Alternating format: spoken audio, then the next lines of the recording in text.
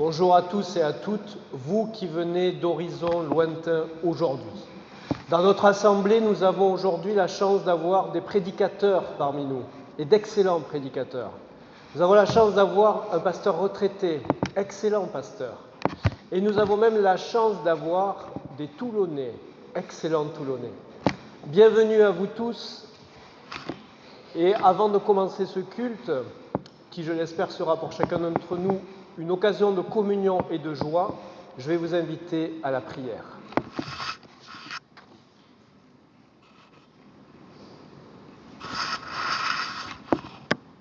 Nous tous qui sommes réunis, souvenons-nous que nous sommes tous des frères, non pas parce que nous l'avons décidé, mais parce que notre foi en Jésus-Christ fait de nous tous des frères.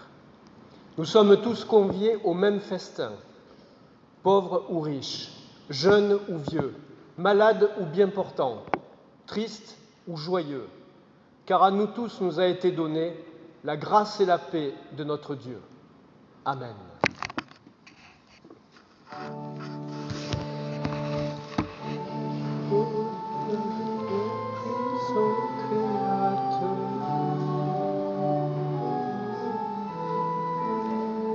Je crois qu'il y a une erreur sur le premier cantique là.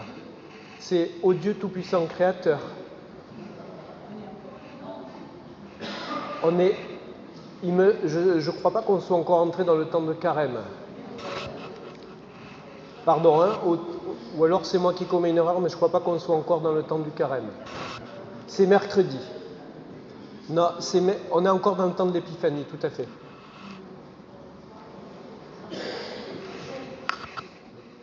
Il n'y a pas de problème. Moi, vous savez qu'il y avait une année où je ne me rappelais plus à quelle date était Pâques. Hein. C'est un petit peu embêtant pour un pasteur. Ô Dieu tout-puissant créateur,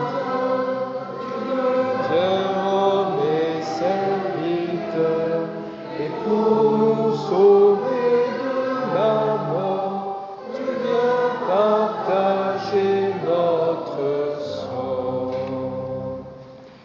Et je vais à présent vous inviter à nous unir dans la prière de louange. Et cette prière ce matin, je la trouverai au travers du psaume 37.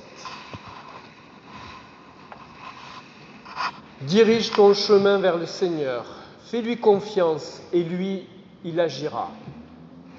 Il fera lever comme le jour ta justice et ton droit comme le plein midi. Les lèvres du juste redisent la sagesse et sa bouche énonce le droit. La loi de son Dieu est dans son cœur. Il va sans craindre les faux pas.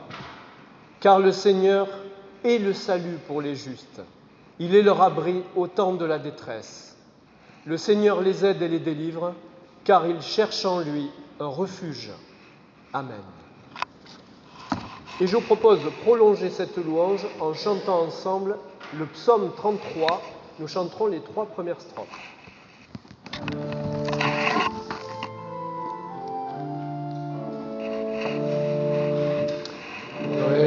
Réjouis-toi, peuple fidèle, acclame Dieu à pleine voix, sa louange excellente et belle, dans la bouche des hommes droits, sur une fête, sonnent les trompettes,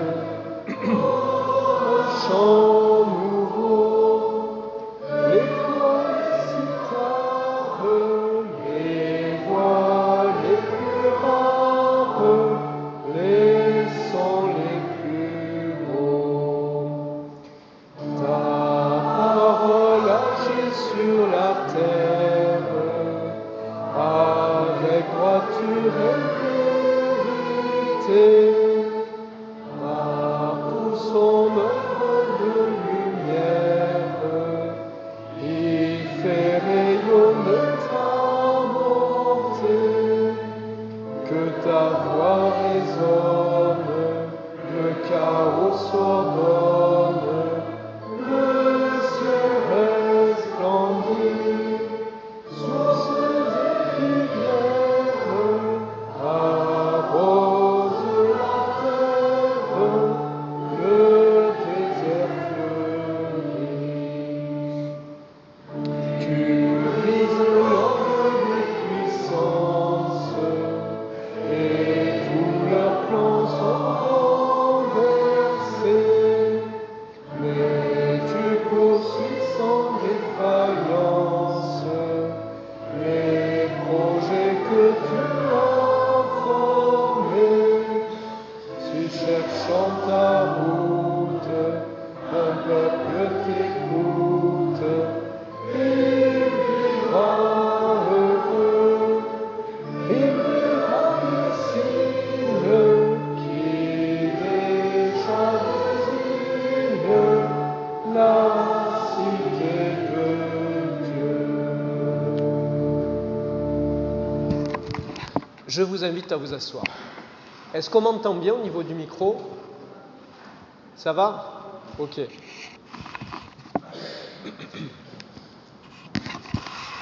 je vais à présent vous inviter à écouter la volonté de Dieu.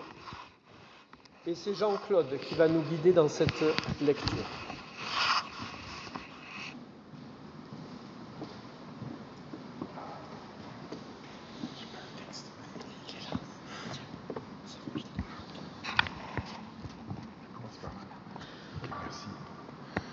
En ce temps-là, appelant de nouveau la foule, Jésus lui disait : « Écoutez-moi tous et comprenez bien. Rien de ce qui est extérieur à l'homme et qui entre en lui ne peut le rendre impur. Mais ce qui sort de l'homme, voilà ce qui rend l'homme impur. » Quand il eut quitté la foule pour rentrer à la maison, ses disciples l'interrogeaient sur cette parabole. Alors il leur dit : « Êtes-vous donc sans intelligence, vous aussi ? Ne comprenez-vous pas que tout ce qui entre dans l'homme en venant du dehors ne peut pas le rendre impur, parce que cela n'entre pas dans son cœur, mais dans son ventre pour être éliminé. C'est ainsi que Jésus déclarait purs tous les aliments. » Il leur dit encore : « Ce qui sort de l'homme, c'est ça qui le rend impur, car c'est du dedans du cœur de l'homme que sortent les pensées perverses, inconduites, vol et meurtre, adultère, cupidité, méchanceté, fraude, débauche, envie, diffamation, orgueil et démesure. Tout ce mal vient du dedans et rend l'homme impur.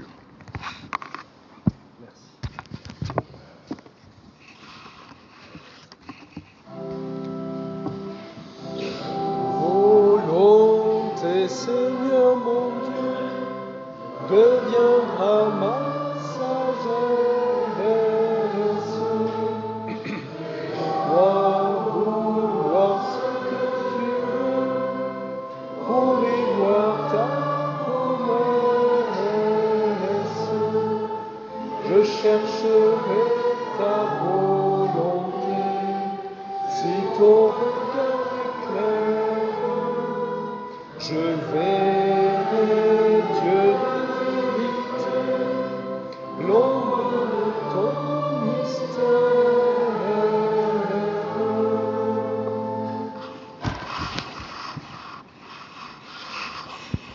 Et je vais vous inviter à nous unir dans la prière de repentance.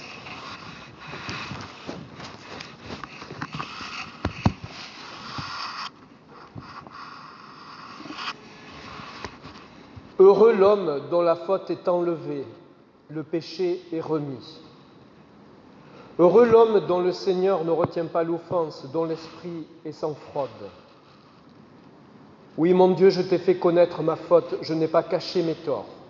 Et j'ai dit, je rendrai grâce au Seigneur en confessant mes péchés. Et toi, tu as enlevé l'offense de ma faute. Que le Seigneur soit notre joie, homme juste, homme droit, chantez son allégresse. Amen.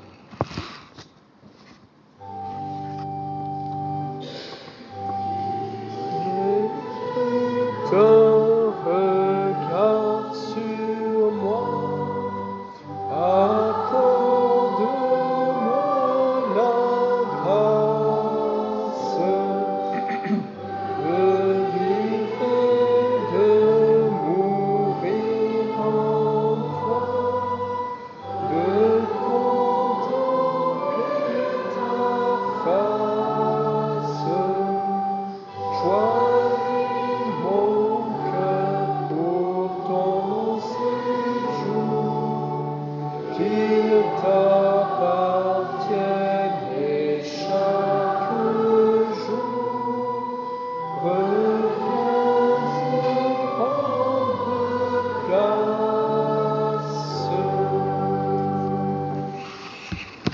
Et je vous invite à vous lever pour recevoir les paroles de pardon.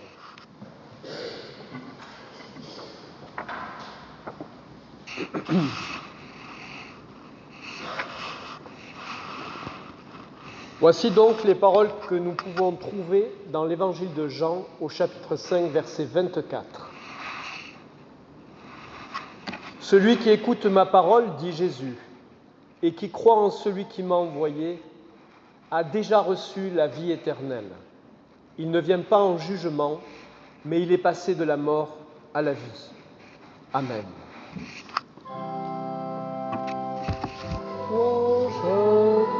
Qui nous fait don de son amour, de son pardon, par le Sauveur qui nous aimait, des temps nouveaux ont commencé.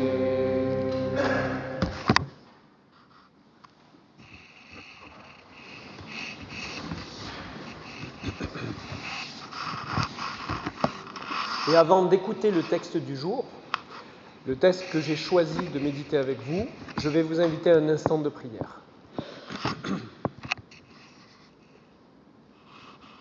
Notre Dieu, notre Père, nous t'en prions, demeure avec nous au moment où nous allons entendre ces paroles. Car nous croyons que sans la force de ton esprit, nous ne pouvons pas les comprendre et encore moins les vivre. Aussi, nous t'en prions, aide-nous à saisir ta volonté. Aide-nous à transformer nos cœurs. Amen. Je vais laisser Kevin nous guider dans la lecture du jour, la lecture que j'ai choisie aujourd'hui et qui se situe dans l'évangile de Jean.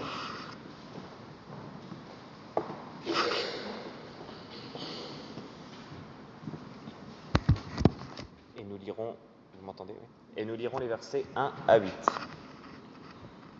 Après cela, Jésus parcourait la Galilée, car il ne voulait pas séjourner en Judée, parce que les Juifs cherchaient à le faire mourir. Or la fête des Juifs, la fête des tabernacles, était proche. Et ses frères lui dirent : « Pars d'ici et va en Judée, afin que tes disciples voient aussi les œuvres que tu fais. Personne n'agit en secret lorsqu'il désire paraître. Si tu fais ces choses, montre-toi toi-même au monde. » Car ses frères non plus ne croyaient pas en lui. Jésus leur dit : « Mon temps n'est pas encore venu, mais votre temps est toujours prêt. Le monde ne peut vous haïr, moi, il me hait, parce que je rends de lui le témoignage que ses œuvres sont mauvaises. » Seigneur, ta parole est vérité, enseigne-nous par ta vérité. Amen. Et je vous propose à présent de prendre dans vos recueils le cantique 36-13, dont nous chanterons les 3 strophes. 36-13.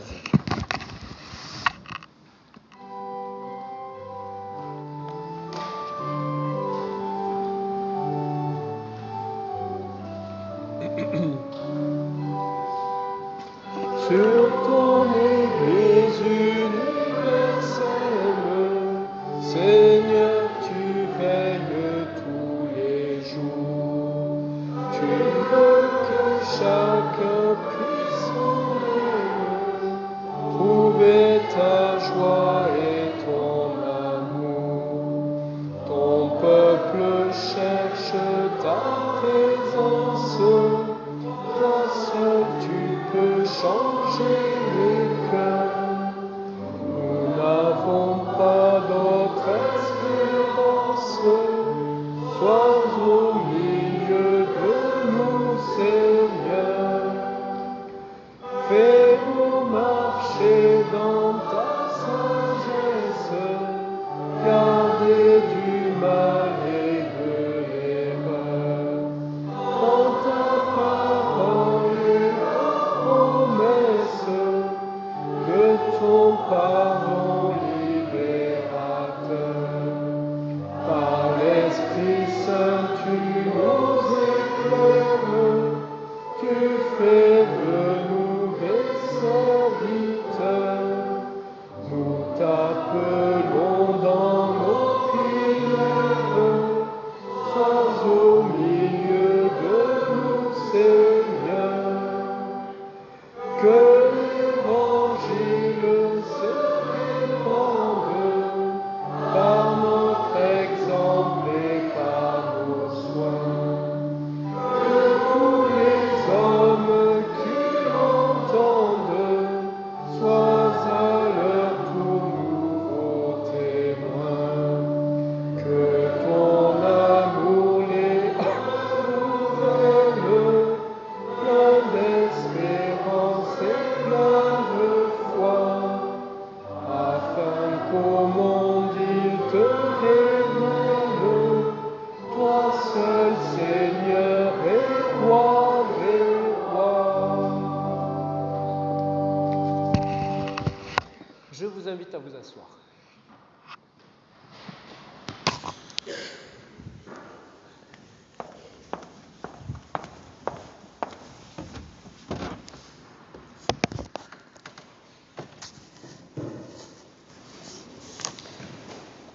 Voici donc ce matin, si vous l'avez entendu attentivement, une triste histoire. Quelle triste histoire en vérité que celle de la famille du Christ, que personne ne comprend, en qui personne ne croit. Nous avions déjà vu, si vous vous rappelez cela, dans l'évangile de Jean, les noces de Cana, dans lesquelles on voit une situation d'incompréhension entre Jésus et sa mère. Lorsque Jésus recadre gentiment sa mère qui lui demande de se mêler de l'organisation de mariage. De toute façon, je vous donne un conseil, ne vous mêlez jamais de l'organisation de mariage. Jésus avait alors marqué une distance avec sa famille, avec sa mère qui, d'après les évangiles, pensait qu'il avait perdu l'esprit. Mais là, il ne s'agit plus juste de distance, il ne s'agit plus d'incompréhension, là il s'agit carrément de moquerie. Ses frères semblent se moquer du danger que représente pour le Nazaréen le fait de monter en Judée. Ils le défient de ne pas se cacher et d'aller se montrer au grand prêtre qui pourtant cherche à le tuer. Ils semblent donc avoir très peu de considération pour leurs frères, mais pire encore, pour sa propre vie. Ils seront d'ailleurs, si vous l'avez noté, totalement absents de la crucifixion dans l'évangile de Jean en tous les cas.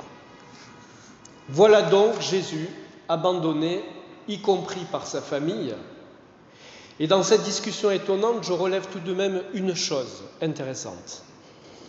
Les frères du Christ lui demandent pourquoi il ne monte pas en Judée pour fêter Soukhot. Parce que, je vous explique, la fête des tabernacles, en fait, c'est Soukhot, la fête juive, la fête des cabanes. Donc c'est le moment de fêter Soukhot, les gens montent à Jérusalem pour fêter Soukhot, c'est le moment de le faire, pourquoi ne le fait-il pas ? Jésus va répondre quelque chose d'assez surprenant, il va répondre que son temps n'est pas encore venu, mais que par contre le leur est toujours prêt, toujours là. C'est très étonnant car le temps dans ce récit semble se dédoubler à ce moment-là. Il y a un temps religieux, un temps social que tout le monde respecte, celui du calendrier, celui de nos agendas, celui de Soukhot. Et puis, il y a le temps que le Christ évoque, un autre temps, une autre temporalité. Jésus induit une différence spirituelle dans les deux différentes temporalités. En répondant à ses frères que leur temps est toujours prêt puisque eux sont en quelque sorte au service du monde humain. Donc il y a un temps qui dépend de notre monde humain et un temps qui n'en dépend pas. Eux ne perturbent pas par leurs habitudes ce monde, ils ne le remettent pas en question, ils suivent son flux et ses règles. Mais le Messie, lui, va à l'encontre de ce monde, en révélant son péché, en témoignant de ce qui est caché derrière les apparences et les mensonges. C'est pourquoi son temps, lui, n'est pas le même. C'est un temps particulier que le texte grec va nommer le kairos. Vous avez déjà entendu parler du kairos, certains d'entre vous ? Si nous voulions traduire donc le plus littéralement possible, il aurait fallu lire le texte d'aujourd'hui ainsi « Mon kairos n'est pas encore venu ». Voilà qui est très intéressant parce que ce kairos, c'est un temps différent du chronos. Vous voyez, chronos, c'est le temps des horloges, le temps chronologique, et kairos, c'est une autre sorte de temps. D'ailleurs, si vous vous rappelez bien, il y a une petite histoire de mythologie là derrière, mythologie grecque, entre le dieu Chronos et le dieu Kairos. Mais je vous inviterai à aller relire vos textes, puisque moi, c'est Noah, mon fils de 13 ans, qui m'a rappelé l'histoire. Ce mot signifie en grec 3 choses différentes. Le kairos, ça signifie le temps, ok, l'instant présent, le moment opportun et les temps derniers, c'est-à-dire le temps eschatologique. Donc je répète parce que ce n'est pas évident quand on n'a jamais entendu ces notions. Premièrement, le temps, ok, le moment présent, le moment opportun et le temps eschatologique, c'est-à-dire la fin des temps. Mais avant de creuser un peu plus en avant le mystère qui se cache derrière ce mot grec de kairos, je me pose soudain une question. Est-ce que Jésus n'est pas libre de faire ce qu'il veut ? D'après vous, Jésus est-il totalement libre tout le temps, à tous les moments, de faire ce qu'il veut ? Oui ou non ? Il fait au mieux. Donc toi, tu penses qu'il n'est pas libre en permanence. Voilà, il satisfait son Père. Donc il n'est pas totalement libre de faire tout ce qu'il veut. C'est une bonne question, car si Jésus doit attendre un temps favorable pour agir, cela signifie qu'il ne peut pas le faire à n'importe quel moment.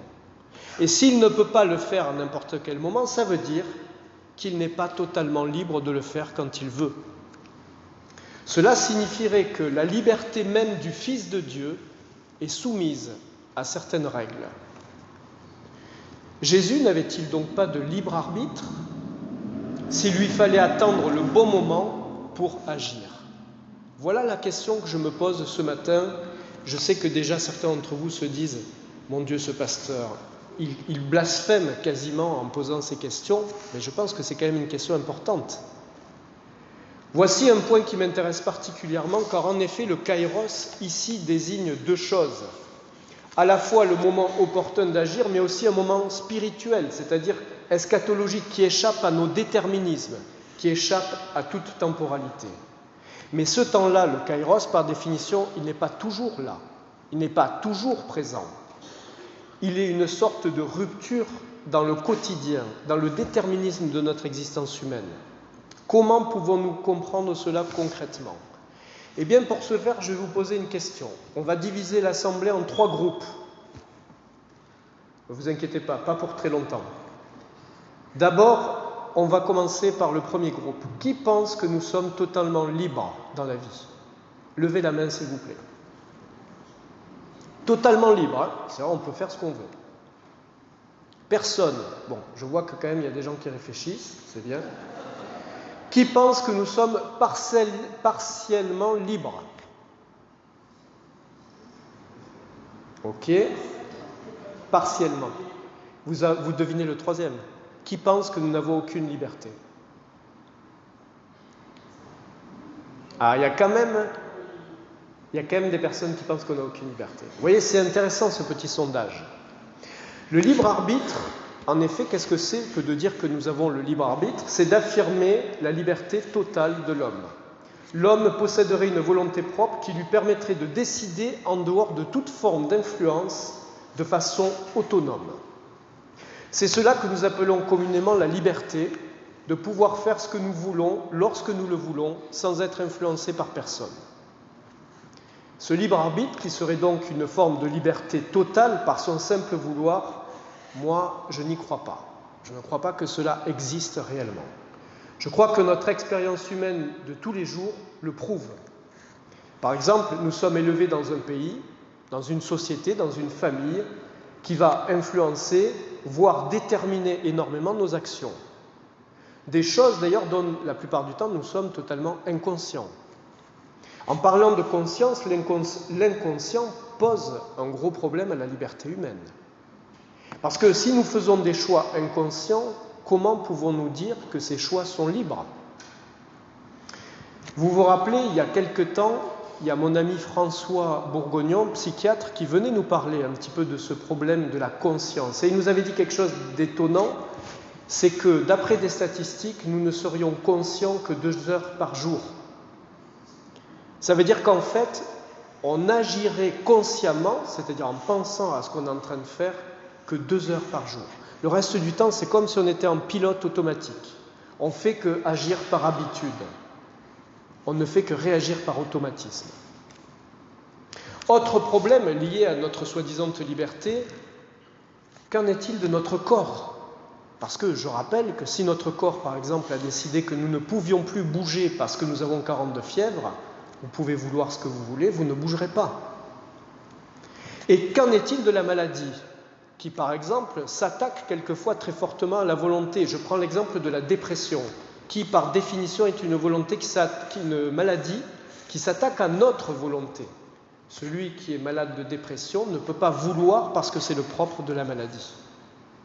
Là encore, où est notre liberté? Alors, certains d'entre vous vont aller me dire « Oui, mais tout ça, ce sont des exceptions. » C'est-à-dire que la plupart du temps, je suis libre. Oui, mais vous avez noté que ça commence à faire beaucoup d'exceptions quand même. Et je n'ai même pas évoqué, vous aurez remarqué, le péché. J'en ai même pas parlé. Je n'ai pas parlé du problème du péché qui est, d'après la Bible, une aliénation de notre volonté. Vous voyez, je pense que le libre arbitre, pour moi, c'est un mythe. Un mythe pour contrôler les gens et leur faire faire ce que l'on attend d'eux. Un mythe qui les responsabilise, mais qui aussi les culpabilise et les contrôle. Alors, grande question, est-ce que nous sommes libres ou pas au final? Moi, je crois que oui, nous sommes libres, mais pas tout le temps et pas en toutes circonstances. La liberté, ce n'est pas juste une question de volonté, elle dépend de facteurs extérieurs à nous-mêmes et notamment du rythme de notre vie, parce que oui, notre vie possède son propre rythme. Car oui, le vivant a un rythme et même, je parlerai d'un tempo, comme un cœur qui bat. Et dans ce tempo, il y a des moments où nous pouvons agir librement et d'autres absolument pas. Des moments où des ruptures s'insèrent dans notre quotidien, dans notre conditionnement et nous permettent d'agir, nous permettent d'ouvrir un petit espace de liberté. Ce rythme, ce tempo, c'est ce que les Grecs appelaient le kairos. Un temps qui n'est pas comme les autres, un temps opportun, et quand il surgit, il faut agir à ce moment-là. Ce temps crée une interruption, il ouvre des possibles. Lorsque le Christ affirme que son kairos n'est pas encore advenu, c'est parce qu'il a l'humilité et l'intelligence de reconnaître que même lui n'est pas toujours parfaitement libre. Ce kairos, d'où est-ce qu'il provient? Qu'est-ce que c'est le kairos? Eh bien, si nous sommes chrétiens, nous devons croire que le kairos provient de Dieu. C'est Dieu qui fait surgir au sein de nos conditionnements un espace, un moment qui nous permet de desserrer un peu les rouages de la nécessité, créant une potentialité. L'écoute de l'Évangile, par exemple, c'est un kairos. Parce qu'à chaque fois que vous écoutez l'Évangile, cela peut faire surgir dans votre vie une nouveauté, une nouvelle liberté. L'expérience de la résurrection, c'est un kairos, un renouvellement de la vie qui bouillonne en nous. L'Esprit divin qui souffle en nous est aussi un kairos. Et enfin, notre foi, qui est relation à notre Père, c'est aussi un kairos. Cette foi qui peut déplacer des montagnes, c'est-à-dire qui est capable de faire bouger même ce qui nous paraît immuable dans notre existence, c'est un kairos. Jean, en évoquant ce kairos chez le Christ lui-même, souligne donc nos fragilités humaines, nos limites, mais ce faisant, il souligne aussi l'espérance qui ne se réduit pas à un déterminisme aveugle. Le monde n'est donc pas juste un espace figé, mauvais, dans lequel tout est joué d'avance parce que d'autres auraient déjà décidé pour nous quelle place nous aurions dans ce monde. Non, car le monde ne se réduit pas à la société humaine. Et ça, on l'oublie souvent, le monde, ce n'est pas juste les hommes, ce n'est pas juste la société des hommes. Le monde, ça inclut l'homme, bien sûr, mais la nature aussi, le cosmos aussi. Tout cela, c'est le monde, dans lequel réside une liberté potentielle, provoquée par une autre temporalité qui peut surgir à n'importe quel moment de nos vies, et qu'il nous faut saisir quand elle se présente à nous. Alors peut-être que certains d'entre nous avons fait l'expérience de se dire « Des fois, j'ai le sentiment que ce moment est venu et je l'ai laissé passer. Il est arrivé et je ne l'ai pas saisi. Je n'ai pas réussi à en faire quelque chose. » Eh bien, il ne faut pas se décourager pour autant, parce que tant que nous respirons, nous sommes susceptibles d'expérimenter ce kairos, encore et toujours. Car le kairos est un temps divin, et donc, par définition, c'est un temps éternel. Car il a plu à notre Dieu de créer le monde ainsi, non pas un monde de désespoir où tout est déjà joué d'avance, mais un monde empli d'espérance. Ainsi, nous pouvons nous exclamer avec Paul: « Qui me délivrera de ce corps, de cette mort? Grâce soit rendue à Dieu par Jésus-Christ, notre Seigneur. » Oui, grâce soit rendue à notre Dieu qui nous a libérés par la foi. Amen.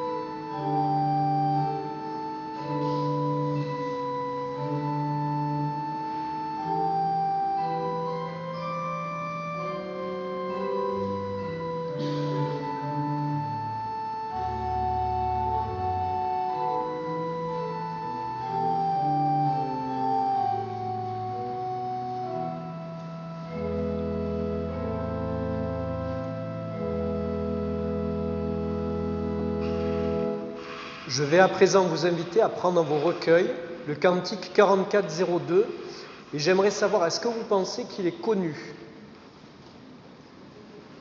Oui, Anne-Marie me fait signe que oui, alors c'est que c'est oui.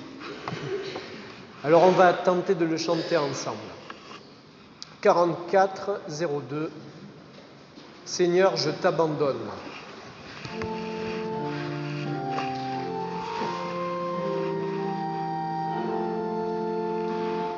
Seigneur, je t'abandonne,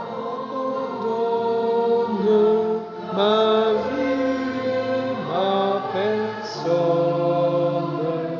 Je veux ce que tu veux, sans ton amour, ô Père, nul bien sur notre terre ne peut jamais nous rendre heureux. Mais de ta providence, dans la reconnaissance, l'on peut tout accepter. Ce qu'il te plaît de faire, toujours est salutaire. Je n'ai plus rien à redouter.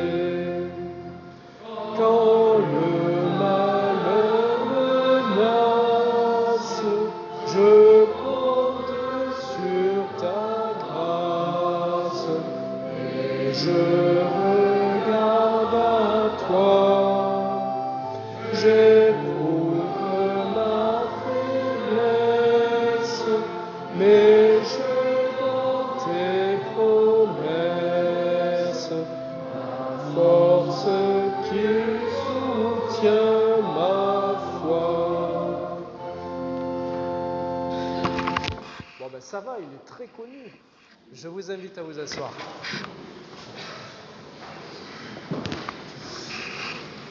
Et je vais vous proposer de partager ensemble un moment d'offrande. Rappelons-nous toujours cette parole de l'apôtre Paul, que nos dons soient joyeux et libres autant que cela nous est possible.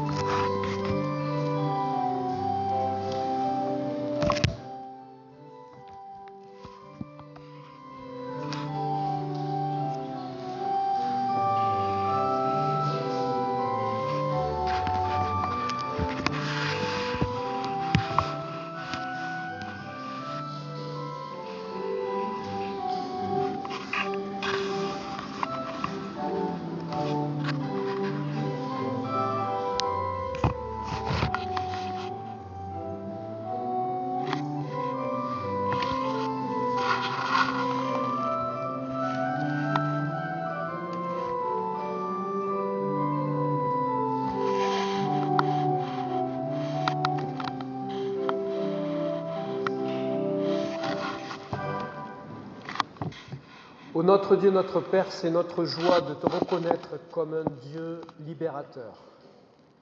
Aussi, nous voulons aujourd'hui manifester notre amour et notre adoration par ces modestes dons. Nous t'en prions, daigne les accepter favorablement. Amen.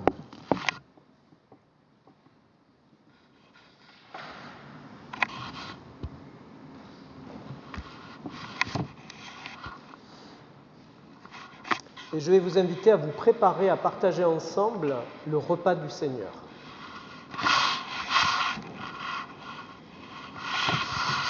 Notre Dieu, notre Père, il est vraiment juste et bon de te rendre grâce. Toi, notre Créateur, toi, notre Père, toi, notre Sauveur. C'est toi qui as créé toutes choses, c'est toi qui nous as façonnés à ta propre image, et c'est toi qui nous as libérés du péché. C'est pourquoi, avec l'Église universelle, avec les anges et la grande nuée de témoins, nous exaltons ton saint nom et nous chantons ta gloire. Amen.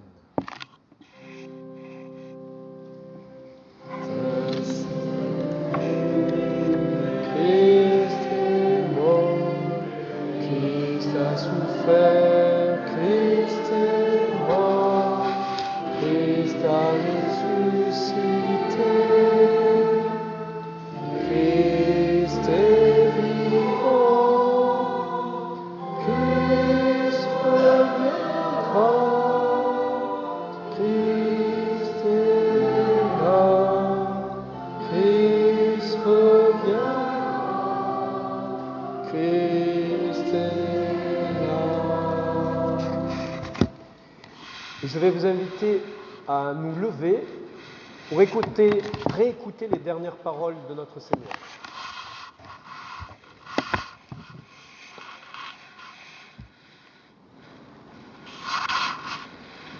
Le soir venu, Jésus se mit à table avec les 12 disciples.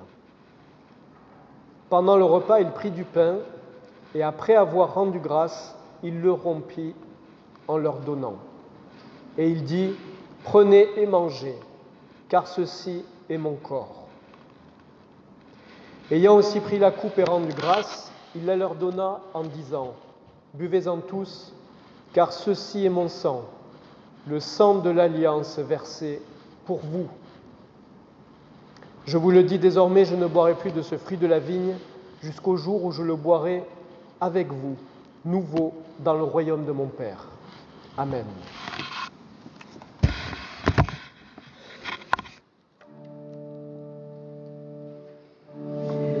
Ces vers, nous les prenons pas, nous invitons à ton repas autour de cette table. Voici le pain, voici le vin, voici pour nous le grand festin si désirable. C'est toi, Seigneur, sans couronne sur la paille, dans les tables livrées, données, adorables. Je vous invite à vous asseoir.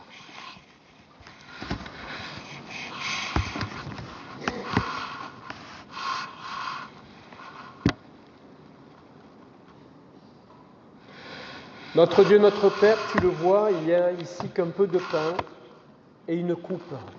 Mais nous t'en prions, que ton esprit nous donne de former ensemble un même corps, qu'il nous fasse vivre dans la communion, qu'il nous fasse vivre dans la communion de ton Église, celle qui est en marche sur la terre et celle que déjà tu as rassemblée auprès de toi. Tiens-nous dans l'assurance d'être un jour réunis avec toi, avec tous ceux qui sont morts dans l'espérance de la résurrection. Qu'avec tes témoins de tout temps, nous ayons part à la vie éternelle que tu nous offres en Jésus-Christ, notre Seigneur. Voici le repas que nos mains ont préparé, mais c'est le Seigneur qui nous invite. Voici la table que nous avons dressée, mais c'est le Seigneur qui la préside. Voici la joie que nous avons désirée, et c'est le Seigneur qui nous la donne. Voici le pain dont nous avons besoin, mais c'est notre Seigneur qui le distribue.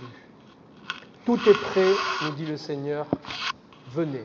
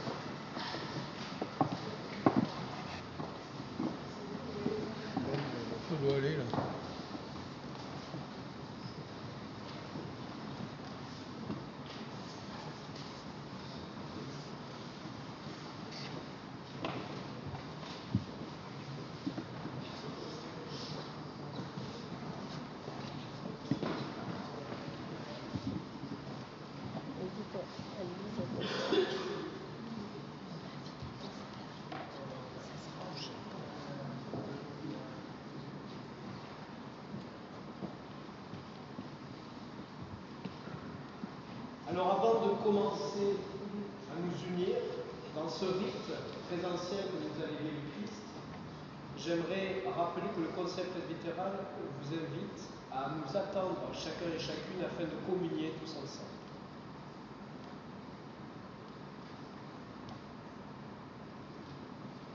Le pain que nous rompons est communion au corps de notre Seigneur Jésus-Christ.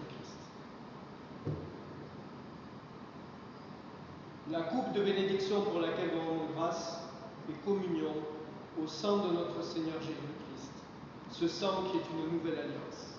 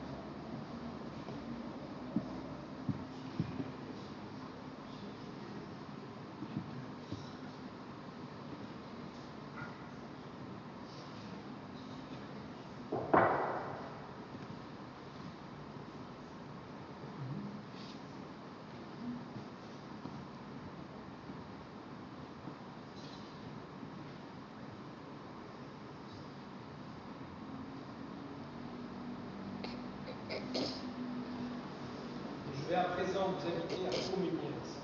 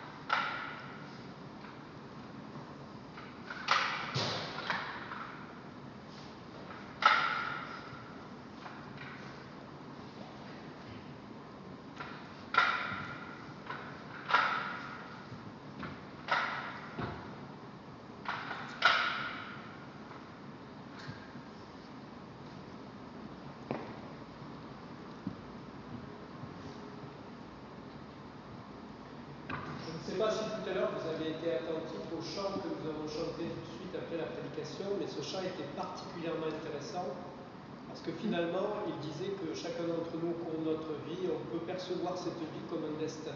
Évidemment, on perçoit la vie comme un destin quand elle ne nous est pas favorable. Parce qu'il n'y a personne qui est là pour se plaindre de manque de liberté quand la vie nous est favorable. Mais par contre, effectivement, chacun d'entre nous a pu vivre ces moments où on a l'impression de ne plus avoir rien décidé et d'avoir subi des événements dramatiques. Et le chant de tout à l'heure nous disait, quels que soient les événements dramatiques que nous vivons, notre espérance en Dieu, c'est-à-dire que Dieu lui-même a toujours la force de transformer ce destin en un chemin lumineux, quoi qu'il arrive. Et je crois que c'est ça qui nous réunit aujourd'hui. Alors pour symboliser cela, je vais vous inviter à chanter ensemble « À toi la gloire ». La première strophe.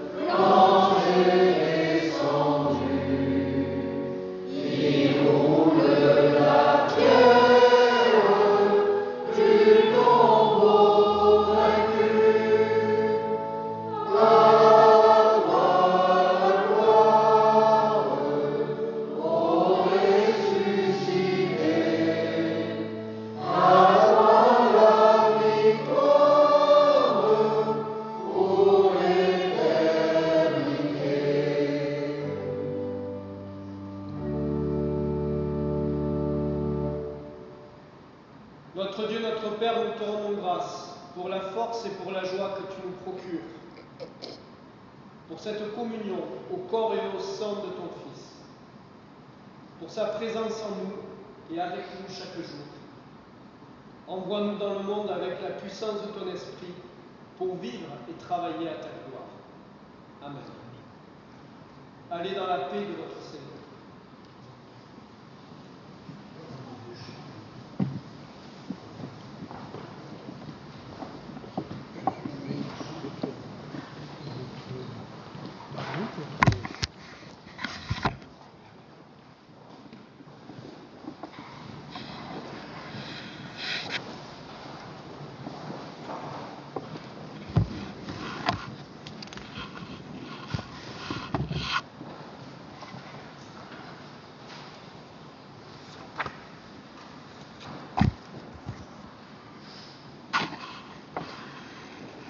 Et je vais à présent vous inviter à nous unir dans la prière d'intercession.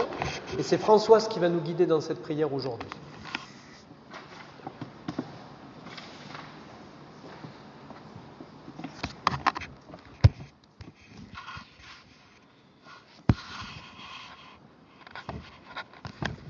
Unis les uns aux autres dans ton amour, nous intercédons maintenant les uns pour les autres.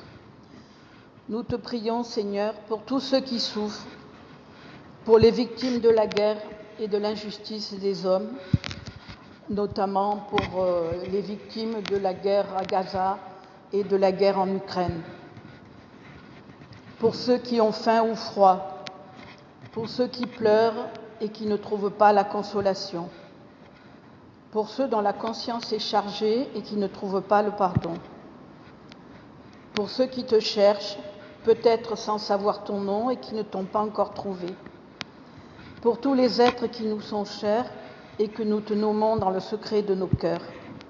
À tous donne la paix de ceux dont le cœur, enfin, peut se reposer en toi, et accorde-nous d'être auprès d'eux les témoins de ton amour. Amen.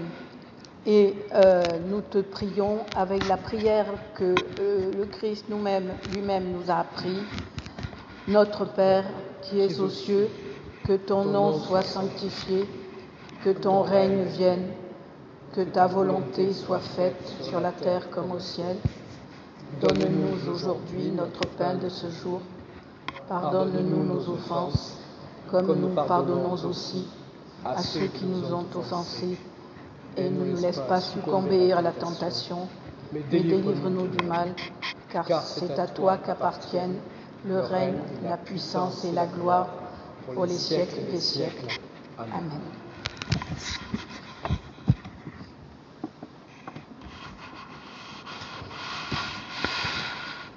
vais à présent vous inviter à vous lever pour recevoir les paroles de bénédiction.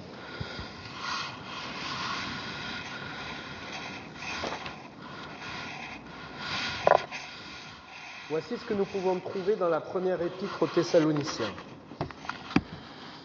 Vivez en paix entre vous, donnez du courage à ceux qui n'en ont plus, soutenez les faibles, soyez patients. Prenez garde que personne ne rende le mal pour le mal, recherchez toujours le bien. Soyez toujours joyeux, priez sans cesse. Rendez grâce en toutes choses, car c'est à votre égard la volonté de Dieu en Jésus-Christ.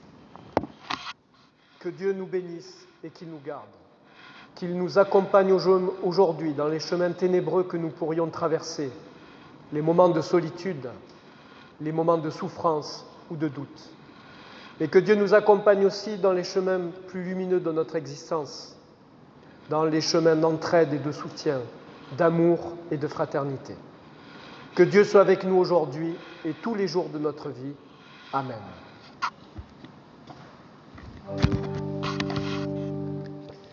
Émerveillons-nous ensemble d'être ainsi en Dieu. Ce nouveau-né qui tremble s'accomplit notre vœu. Il est sans voix, lui le Verbe, sans couronne, lui le roi. Donne-lui le superbe, dans l'allégrance lui voit. Lui dort dans sa couche d'herbe, sous les fentes du vieux toit.